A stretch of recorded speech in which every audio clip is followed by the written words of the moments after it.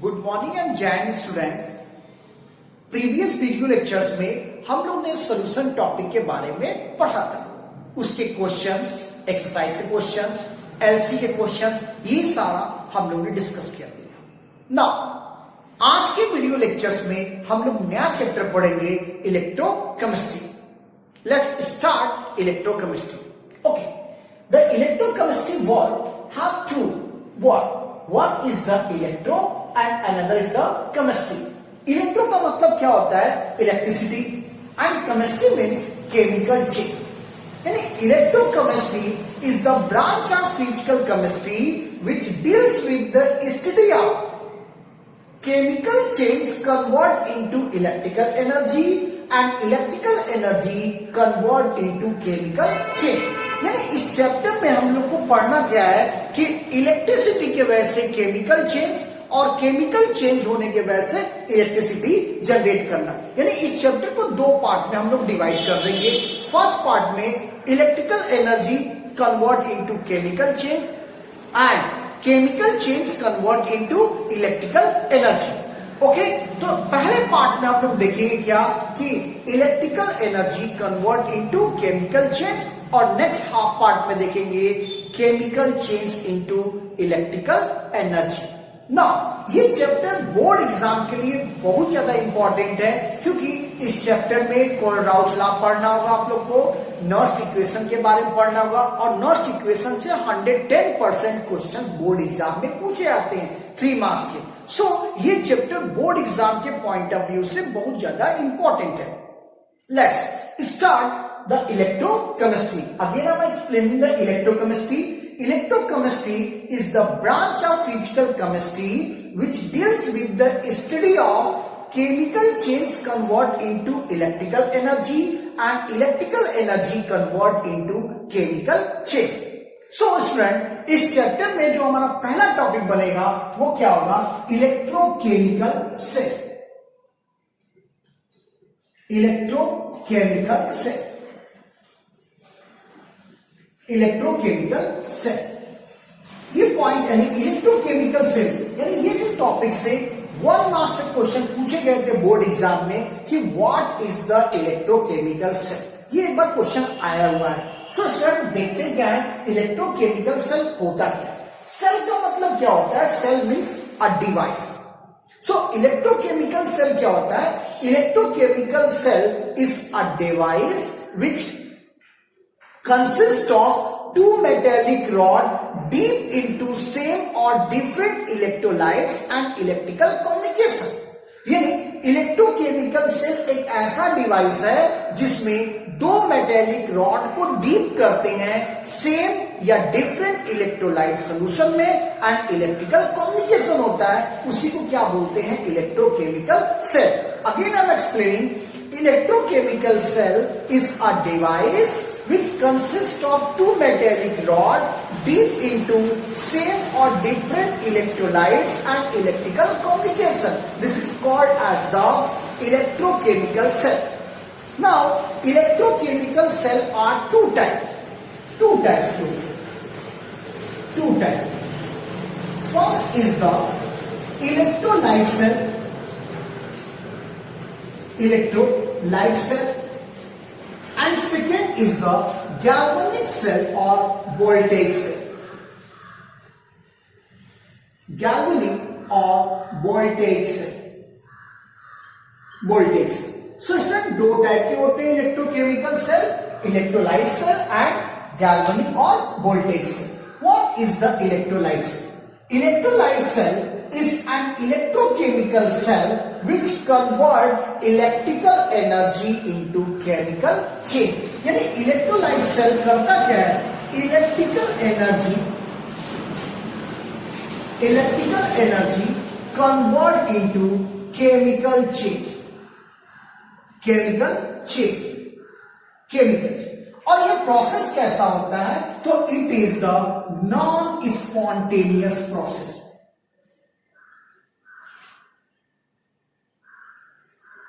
Non spontaneous process जिसमें delta G की value positive होती है, तो ये प्रोसेस नॉन स्पॉन्टेनियस प्रोसेस होते हैं। सो इलेक्ट्रोलाइट सेल होता क्या है? Electrolyte cell is an electrochemical cell which convert electrical energy into chemical change and the process is non spontaneous process, यानी कि हमको बाहर से वोल्टेज प्रोवाइड करेंगे तभी केमिकल चेंज होगा, यानी प्रोसेस अपने आप नहीं होता है, इस प्रोसेस को कराना पड़ता है। सो डेल्टा जी वैल्यू क्या मिलती है? पॉजिटिव मिलती है। ओके, नाउ गैल्वेनिक सेल की बात करते हैं। तो गैल्वेनिक सेल और voltage cell is an electrochemical cell which convert chemical change into electrical energy. तो केमिकल चेंज कन्वर्ट होते हैं इलेक्ट्रिकल एनर्जी में। These are the galvanic cell और voltage cell and it is the spontaneous process.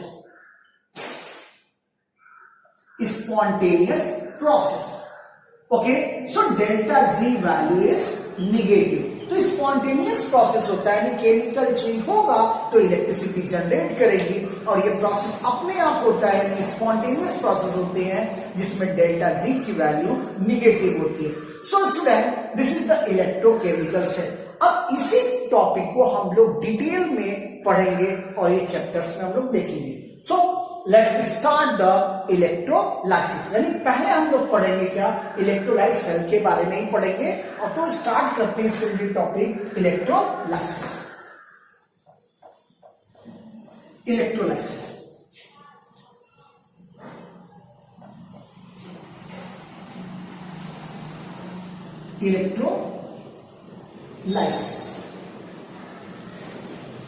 अब what is the electrolysis? Electro means electricity and lysis means break or decomposition. Okay, so lysis means break or decomposition. This is called as the electrolysis. होता क्या है? Electrolysis एक process है जिसमें chemical substance decompose करते हैं at respective electrode by passing the current. Okay, again explaining the process of chemical decomposition of an electrolyte bypasses electric current through its solution. This is called as the electrolysis. Examples के तौर पे हम लोग देखते हैं कि electrolysis कैसे होता है। सपोज हमने एक कंटेनर लिया और इसमें मॉल्टेन सोडियम क्लोराइड लेंगे। मॉल्टेन का मतलब पिघला हुआ नहीं, गला हुआ सोडियम क्लोराइड लेंगे। ओके, तो sodium chloride is an electrolyte. Okay, what is electrolyte? Electrolyte is a substance which conduct the electricity in molten or aqueous form due to presence of free ions. And non-electrolytes करने का मतलब the substance which do not conduct the electricity in aqueous due to absence of free ion. तो हमने क्या किया? एक container लिया, उसमें molten NaCl लेंगे। तो molten NaCl is an electrolyte क्योंकि इलेक्ट्रिसिटी कंडक्ट कर रहा है। हमने ले लिया, तो यहां पे सोडियम किस फॉर्म में होंगे? Na plus and Cl minus form में होंगे क्योंकि हमने मॉल्टेन फॉर्म में लिया हुआ है। ओके, अब हमने क्या किया? इसमें मेटेलिक रॉड डीप कर दिए, 2 मेटेलिक रॉड, और ये मेटेलिक रॉड इनर्ट होते हैं। स्टूडेंट इस बात को ध्यान रखना, ये मेटेलिक रॉड कैसे होते हैं? इनर्ट होते हैं। इनर्ट का मतलब केमिकल रिएक्शन में पार्टिसिपेट नहीं करते। स्पेशली हम लोग प्लैटिनम के लेते हैं मेटेलिक रॉड क्योंकि प्लैटिनम मेटल जो होता है उसको नोबल मेटल या इनर्ट मेटल भी बोलते हैं। ओके, तो हमने क्या किया? एक कंटेनर लिया, इसमें molten NaCl as a electrolyte ले लिए, इसमें 2 मेटेलिक रॉड डीप कर दिए, वो भी कैसे? इनर्ट। नाउ अब करते क्या है कि रॉड को बैटरी के पॉजिटिव टर्मिनल से जोड़ लेते हैं। तो ये रॉड कैसा हो गया? पॉजिटिव, और इसको क्या बोलते हैं हम लोग? एनोड। नाउ अब सेकेंड रॉड को बैटरी के नेगेटिव टर्मिनल से ऐड कर देते हैं, जोड़ देते हैं। ठीक, तो ये रॉड क्या कहलाएगा? This is called as the cathode. Okay, now अब हम करते क्या कि जब इसमें करंट फ्लो कराएंगे तो ये आयंस किधर मूव करेंगे? अपोजिट इलेक्ट्रोड की तरफ मूव करेंगे, यानी जब हम करंट फ्लो कराएंगे sodium ion move towards cathode and chloride ion move toward anode. Okay, तो क्या होगा, at cathode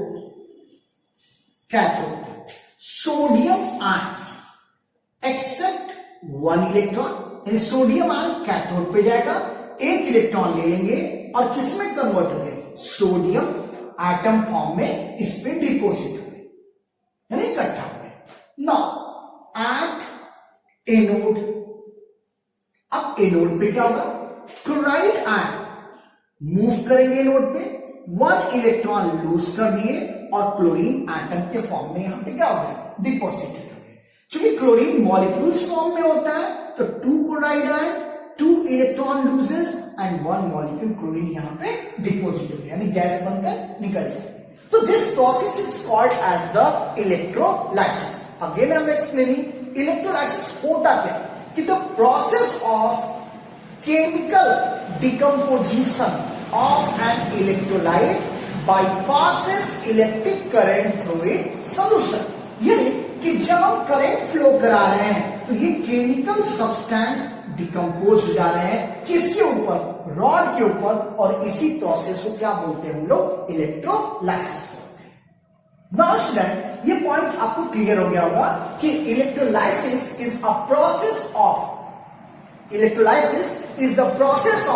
chemical decomposition of an electrolyte bypasses electric current through its solution। This is the electrolysis। हमने कैसे कराया कि एक container लिया, उसमें मॉल्टेन NaCl ले लिए, दो इनर्ट रॉड को डीप कर दिए, रॉड को एक बैटरी के पॉजिटिव टर्मिनल से एक निगेटिव टर्मिनल से जोड़ दिए।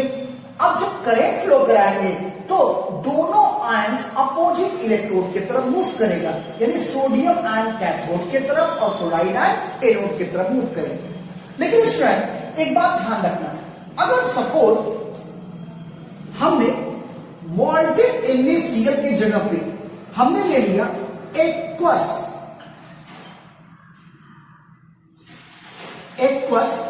NaCl, अगर मॉल्टेन की जगह पे एक्वस NaCl ले लिए तो यहां पे क्या हो जाएगा, Na+Cl-। ओके, साथ में हाइड्रोजन भी हो जाएंगे H+ और OH-। ओके, क्योंकि वाटर भी क्या होगा, ब्रेक करेगा ही करेगा, और सोडियम क्लोराइड तो ब्रेक रहेंगे। तो जब हम इसमें दो मेटेलिक रॉड इनर्ट डीप करते हैं, ये बैटरी के पॉजिटिव टर्मिनल से निगेटिव से, ये हो गया कैथोड और ये हो गया एनोड। अब स्टूडेंट जब हम करंट फ्लो कराएंगे तब क्या होगा, कौन से आयन जाकर इलेक्ट्रोड पर डिपोजिट होंगे। अब यहां पे प्रॉब्लम हो गया, पहले मॉल्टेन फॉर्म में था, एक ही कैटायन थे, एक ही एनायन थे, आसानी से बता देते, लेकिन यहां पे अब दो कैटायन हो गया और दो एनायन हो गया, तब क्या करेंगे, तब यहां पे हम प्रिफरेंशियल डिस्चार्ज थ्योरी अप्लाई करते हैं। क्या अप्लाई करते हैं, preferential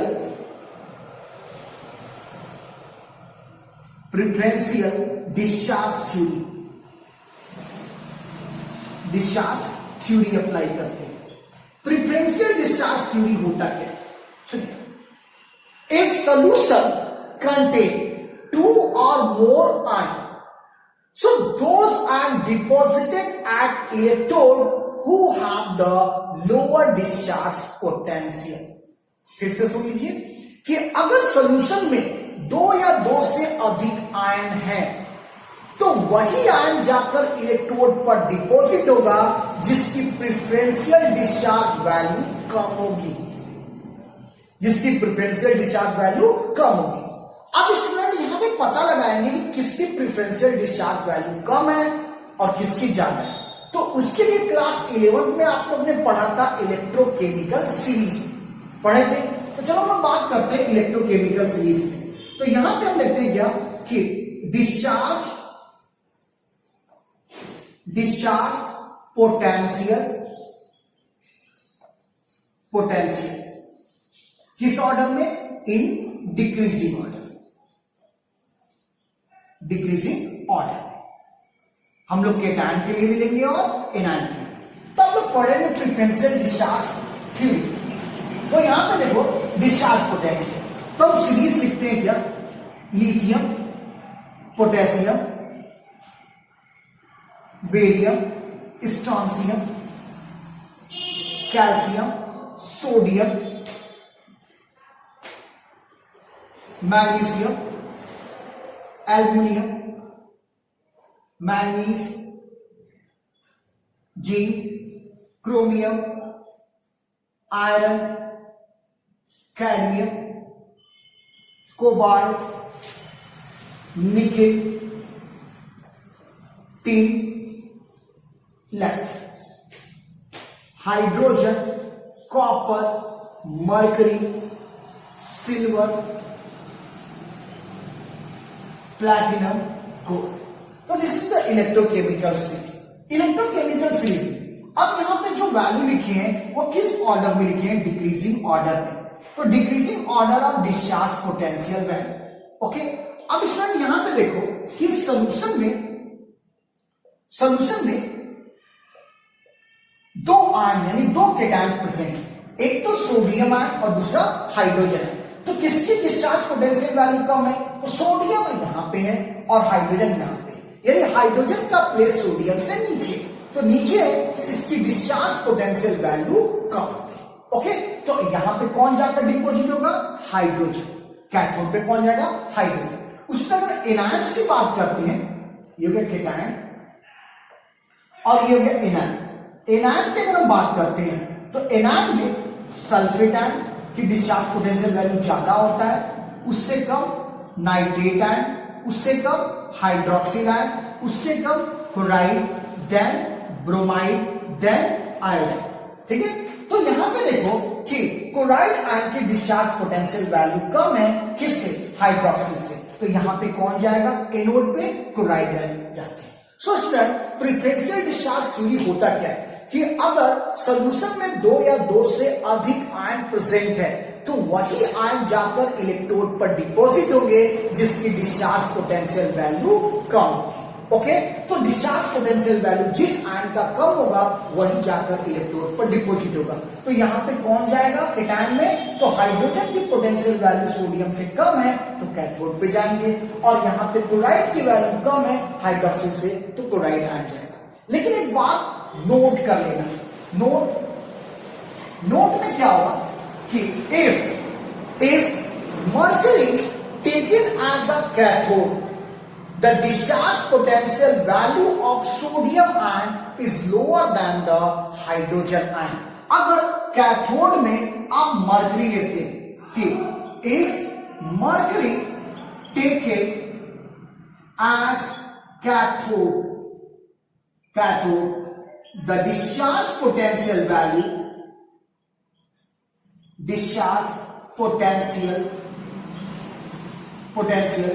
value of sodium ion is lower than the hydrogen ion। अगर मरकरी आप कैथोड ले लेते हैं, यानी मरकरी को कैथोड ले लेते हैं, तब discharge potential value sodium ion का कम हो जाता है हाइड्रोजन आयन से, यानी अब कौन जाएगा, तो अब सोडियम आयन जाएंगे, हाइड्रोजन आयन नहीं जाएगा। Okay, now this is the electrolysis. अब हम लोग स्टार्ट करेंगे Faraday law. Faraday law of electrolysis. Faraday's law of electrolysis.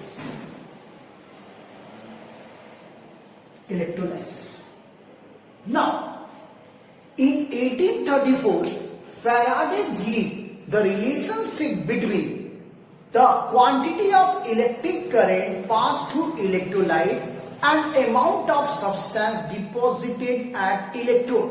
यानी 1834 में फैराडे ने एक रिलेशनशिप दिया था जो quantity of electric charge and amount of substance deposit eight electrode के बीच में दिया था। तो फैराडे ने दो लॉ दिए थे और दोनों लॉ को वन बाय वन हम लोग देखेंगे। तो सबसे पहले हम लोग बात करते हैं क्या, Faraday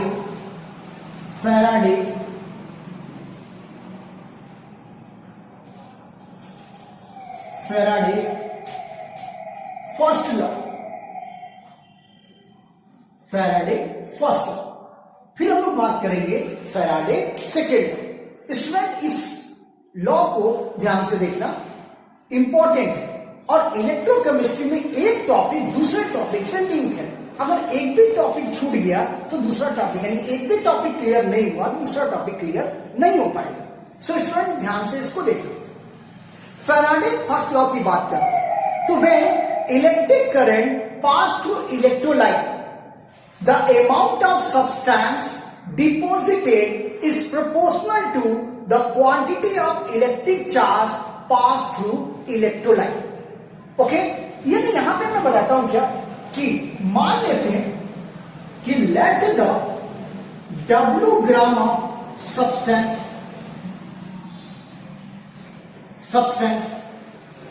and Q coulomb charge,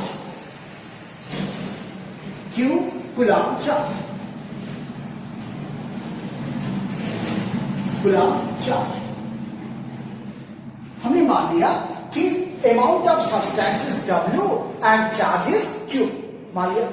तो फैराडे फर्स्ट लॉ ने क्या कहा था कि when electric current pass through electrolyte, the amount of substance deposited is proportional to the quantity of charge pass through electrolyte. यानी जितनी क्वांटिटी ऑफ चार्ज पास कराएंगे उतना ही अमाउंट सब्सटेंस डिपॉजिट होगा किस पे, इलेक्ट्रोड पे।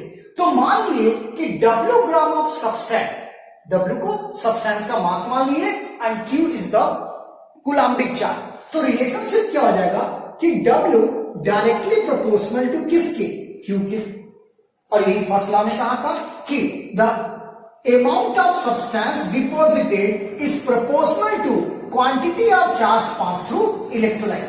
अब प्रोपोर्शनलिटी साइन हटाते हैं तो एक कांस्टेंट आता है Z इंटू Q, और Z को क्या बोलते हैं, Z is known as the electrochemical equivalent. तो इलेक्ट्रोकेमिकल इक्विवेलेंट Z को बोलते हैं। अब इस वक्त आपने फिजिक्स में पढ़ा है कि चार्ज Q इक्वल टू क्या होता है, I इंटू T। I क्या है, करंट, T क्या है, टाइम। अब इसी Q की वैल्यू को पुट करेंगे तो W equal to Z into I into T। ये हो गया फॉर्मूला किसके हिसाब से, फैराडे फर्स्ट लॉ के हिसाब से। सो कभी कभी डेफिनेशन पूछ देता है कि what is the electrochemical equivalent. तो डेफिनेशन आप आसानी से बता देंगे, W upon I into T। ठीक है, तो इलेक्ट्रोकेमिकल इक्विवेलेंट का डेफिनेशन क्या होगा, the amount of substance deposited at electrode by 1 ampere current passes for 1 second. यानी 1 एम्पियर करंट को 1 सेकेंड तक इलेक्ट्रोलाइट में पास कराते हैं तो जितना सब्सटेंस डिपॉजिट होगा उसी को क्या बोलते हैं, इलेक्ट्रोकेमिकल इक्विवेलेंट बोलते हैं। So student this is the Faraday first law. क्या होता है फर्स्ट लॉ कि when electric current pass through electrolyte solution the amount of substance deposited is proportional to quantity of electric charge pass through electrolyte. So formula क्या बन गया, W equal to Z into Q और Q equal to I into T। तो put up करेंगे Q की value तो W equal to Z into I into T। तो this is the Faraday first law. अब हम लोग बात करते हैं फैराडे सेकेंड लॉ की बात करते हैं। Second law,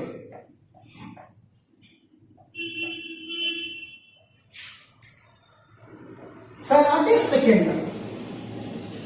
Faraday second law क्या करता है, सुनिए कि when same quantity of charge is pass through different electrolyte solution, the mass of different substance deposited at respective electrode will be the ratio of their equivalent mass। Diagrammatically इसको देखते हैं। चलिए, तो सपोज करिए हमने 2 कंटेनर लिया। अब इस दोनों कंटेनर में हम मेटेलिक रॉड को डीप कराएंगे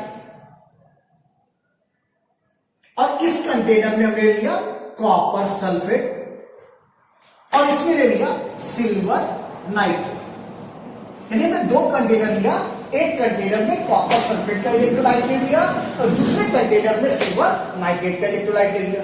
अब दोनों कंटेनर में रॉड को डीप कर दिया। अब इसको ऐसे कनेक्ट करेंगे कैसे, सीरीज में कनेक्ट करेंगे। ओके, तो सीरीज में यानी ये बैटरी के पॉजिटिव टर्मिनल से जुड़ गया तो ये प्लस हो गया, और ये बैटरी के निगेटिव टर्मिनल से जुड़ गया तो ये हो गया माइनस। तो ये प्लस तो ये क्या हो जाएगा माइनस, और ये प्लस।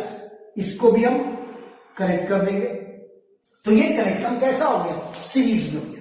तो सीरीज में जो चार्ज कैसा होता है, सेम होता है। ओके, क्यों मान लेते हैं same charge. Okay, now definition क्या होता है, सुनो।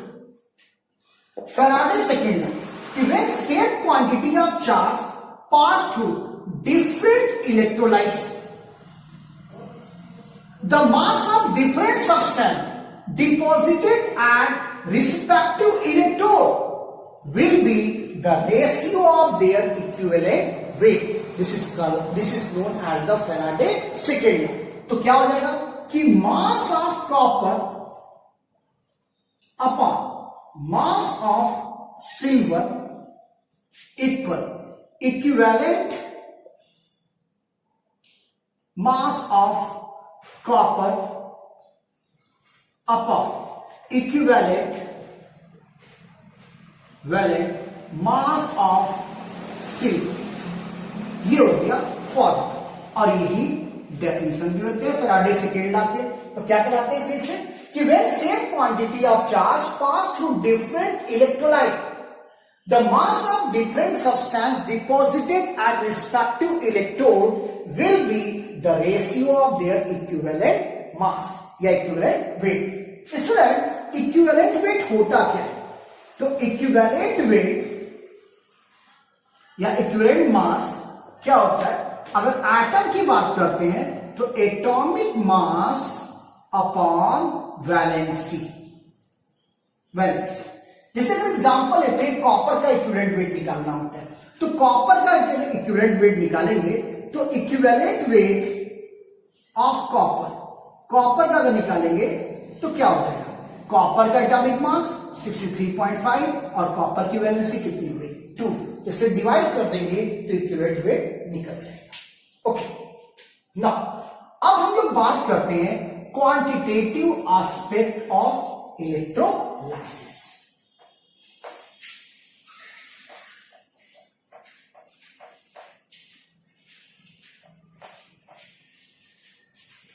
Quantitative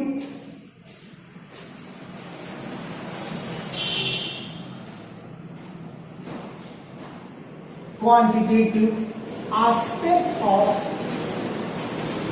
electrolysis.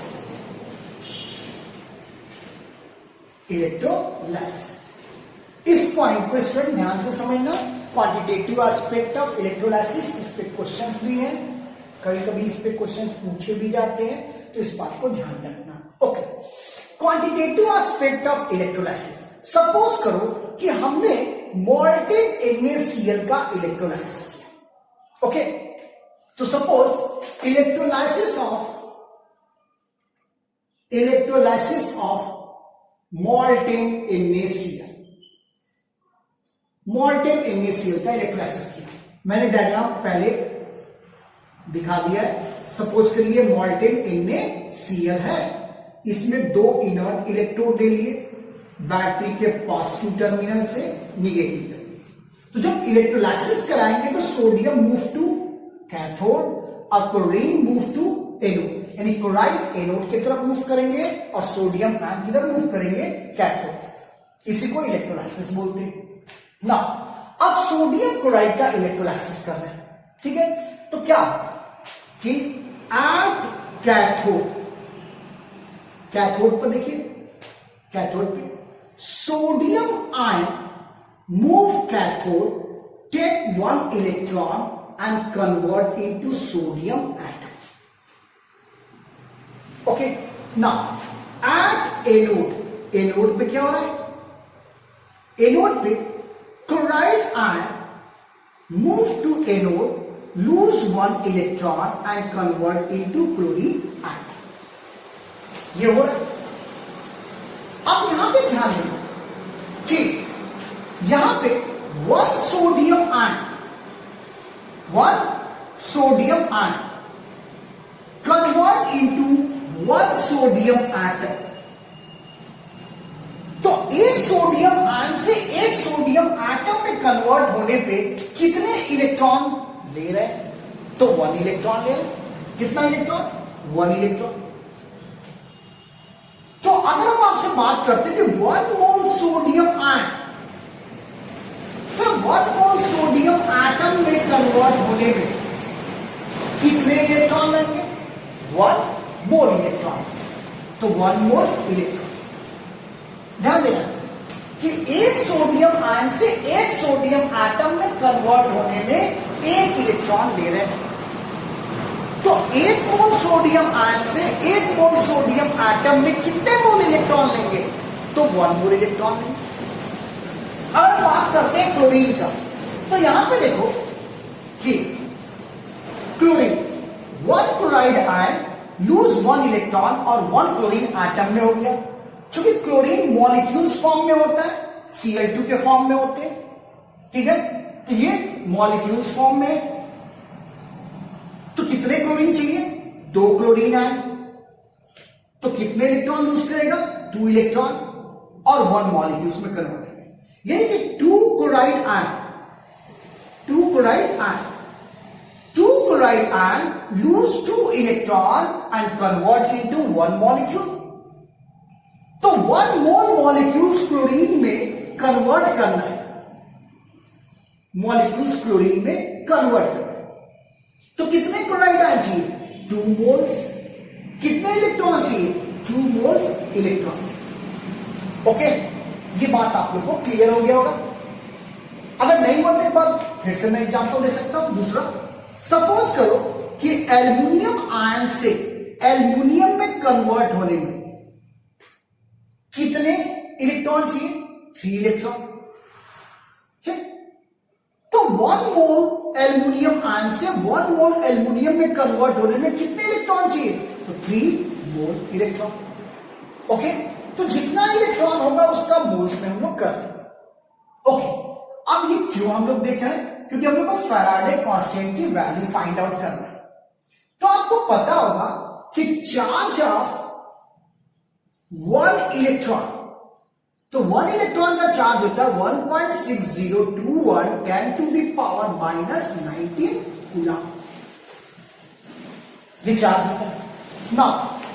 अब 1 मोल इलेक्ट्रॉन, अब 1 मोल में कितने इलेक्ट्रॉन होते हैं? 6.022 10 to the power 10 to the power 23 इतने इलेक्ट्रॉन हो गए। So charge of 1 mole electron, तो 1 मोल इलेक्ट्रॉन का चार्ज कितना हो जाएगा? 1 इलेक्ट्रॉन का चार्ज ये है, एक मोल्स में इलेक्ट्रॉन के पार्टिकल्स इतने हैं, सॉरी आयंस इतने हैं। तो हम लोग क्या करेंगे? मल्टीप्लाई कर देते हैं।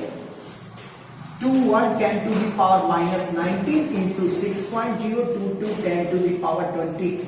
तो कितना आ गया? ये आता कितना है? 96,478 इतने आ गया, इतना कूलम। देखिए इसी को अप्रॉक्स हम लोग लिख सकते हैं 96,500 कूलम। और इसी को बोलते क्या है? This is called as the 1 Faraday. क्या बोलते हैं इसको? 1 फैराडे। यानी 1 फैराडे का चार्ज कितना होता है? 96,500 कूलम। कैसे आया? बिल्कुल इजी है कि 1 इलेक्ट्रॉन का चार्ज कितना हो गया? 1 मोल में कितने इलेक्ट्रॉन होते हैं? एवोगाड्रो नंबर होते हैं। तो 1 मोल इलेक्ट्रॉन का चार्ज कितना हो जाएगा? हम लोग मल्टीप्लाई कर देंगे तो कितना मिल गया? 96,500 कूलम चार्ज मिला अप्रॉक्स में। इसी को क्या बोलते हैं? 1 फैराडे। ओके, ये पॉइंट आप लोग को आई थिंक क्लियर हो गया ना। अब हम लोग थोड़ा सा और बात करते हैं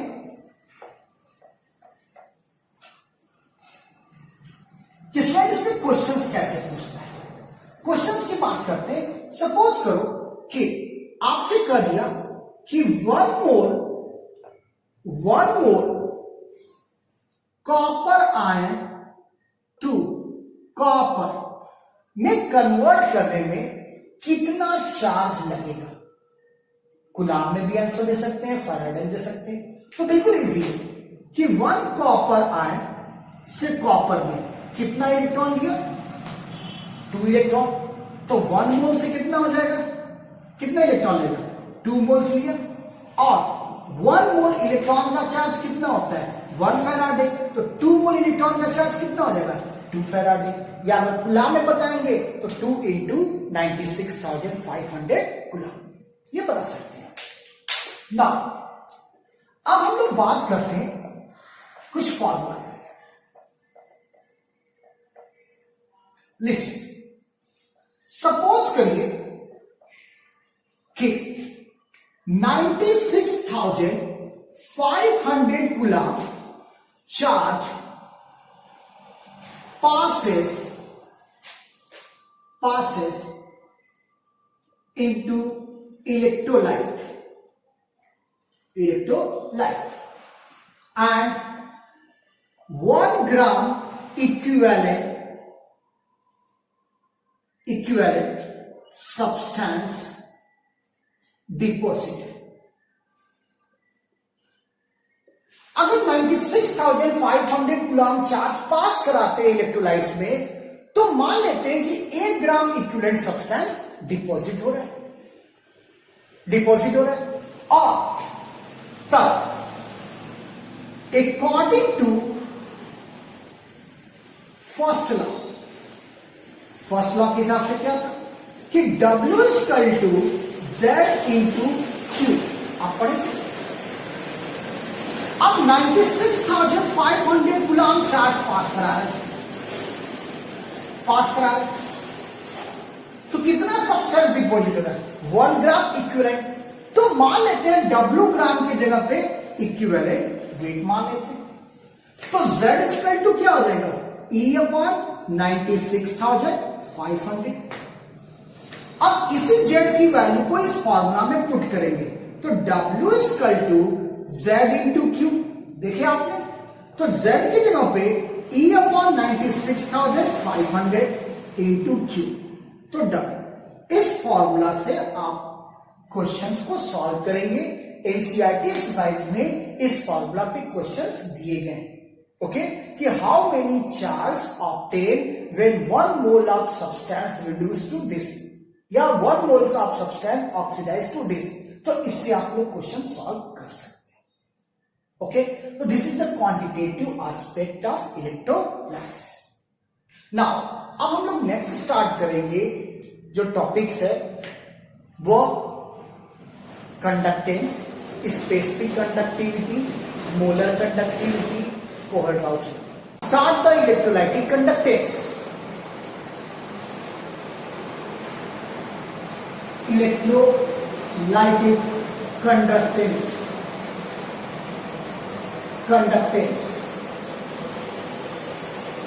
Okay. Now, what is the meaning of conductance? Conductance is the property of conductor which facilitates the flow of electricity through it. This is the conductance. Now, the electrolytic conductance is the reciprocal of resistance. So, electrolytic conductance is the reciprocal of resistance. So, conductance is inversely proportional to resistance. Now, the conductance is represented by capital G and resistance is represented by capital R. So, the conductance capital G equal 1 by R. Here, the electrolytic conductance is the reciprocal of resistance. Now, what is the unit of electrolytic conductance? So, the unit of electrolytic conductance is, you know it, the unit of resistance is ohm. So, ohm. Okay. So, unit of electrolytic conductance is ohm inverse or mho. Or in chemistry, psi is represented by capital S.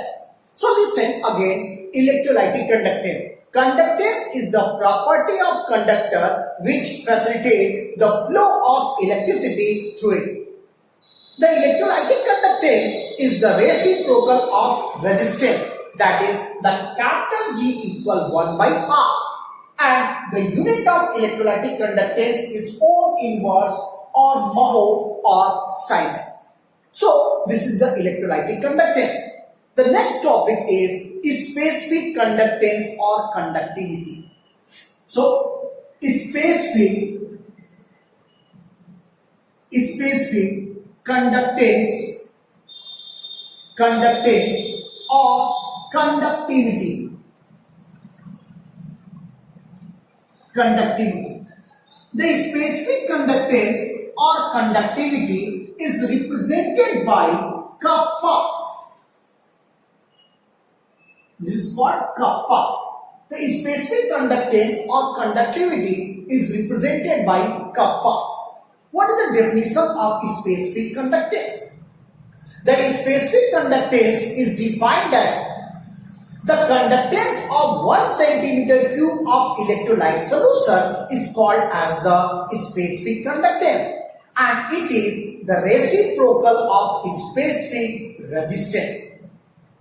Here, suppose I am taking a conductor, cubic conductor. Okay.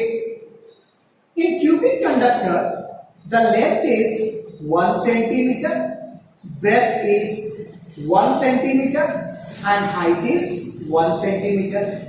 This is the 1 centimeter.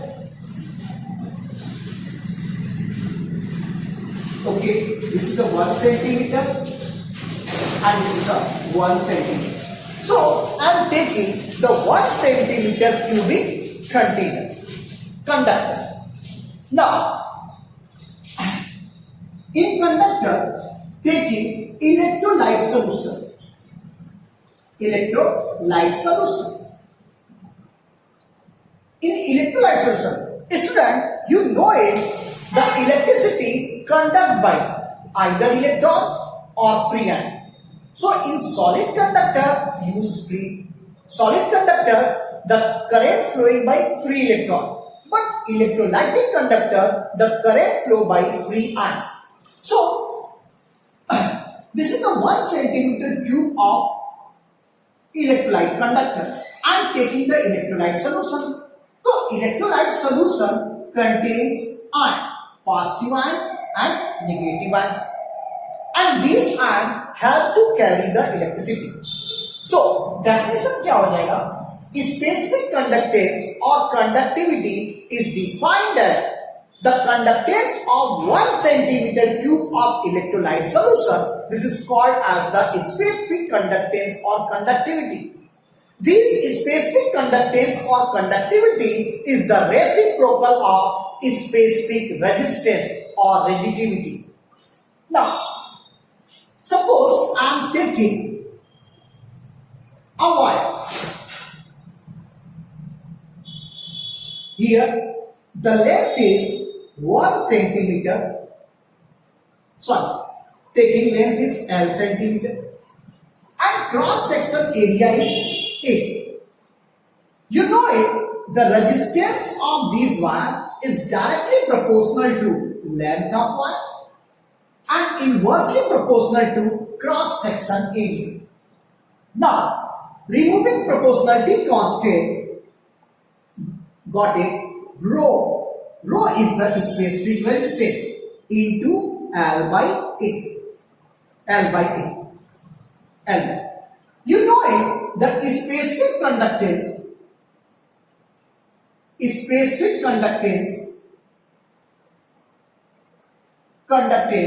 is inversely proportional to specific resistance. That is, specific conductance is denoted by kappa and specific resistance is denoted by rho. So kappa equal 1 by rho. Okay.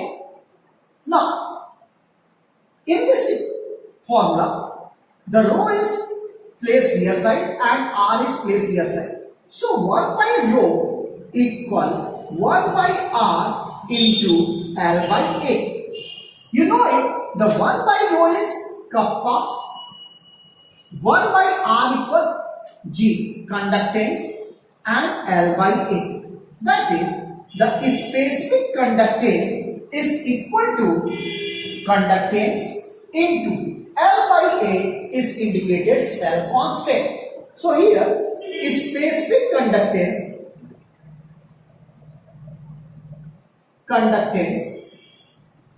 equal conductance into cell constant. Okay, cell constant. And the unit of specific conductance is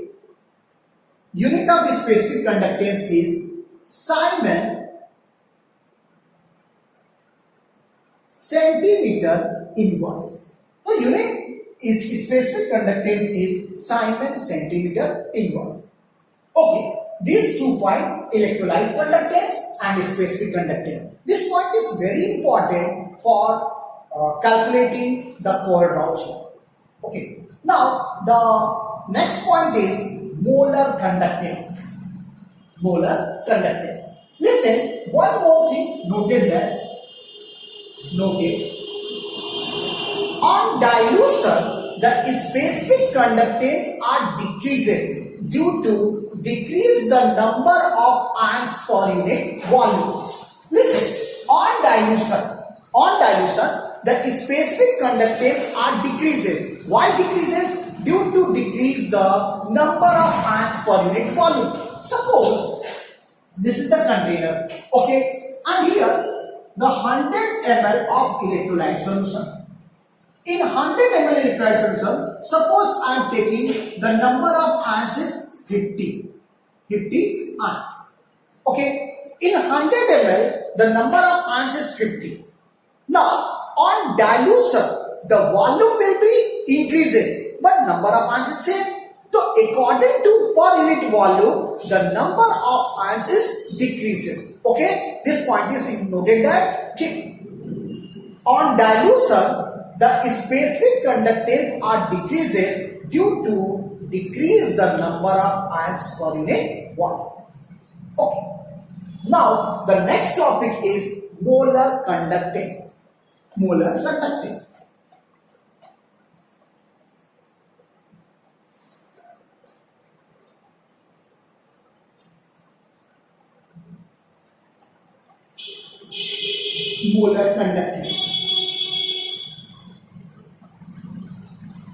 Now, molar conductance is denoted by lambda m or mu.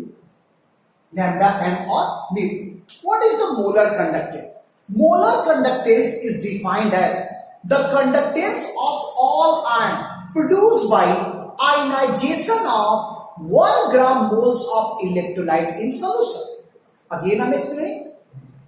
It is defined as the conductance of all ion produced by ionization of 1 gram moles of electrolyte solution. This is called as the molar conductance.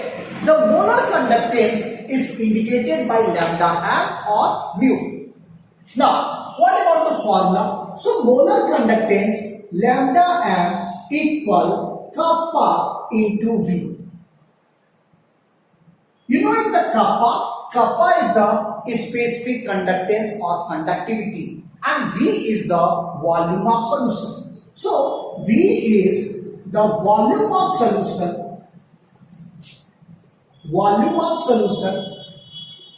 in ml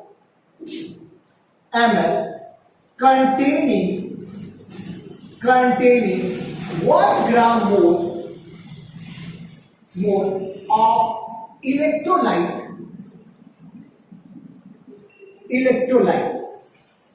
If C is concentration of solution in gram mole per liter. Per liter. So, what about the formula? So here V is 1000 upon C.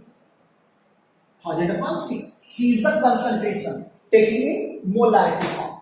So, put up the value is this, lambda m equal kappa into 1000 upon C. Or you can use the lambda m equal kappa into 1000 upon capital M. Capital M is the molarity. This is the molarity. Molarity. Lambda M is the molar conductance. Molar conductance. And kappa is the conductivity. Conductivity. And what about the unit? Unit of molar conductivity. So unit of molar conductivity is Simon centimeter square mole inverse. Okay, so Simon centimeter square mole inverse, this is the unit of molar conductivity. Okay, so this topic is over for electrolytic conductance, specific conductance or conductivity, and molar conductivity.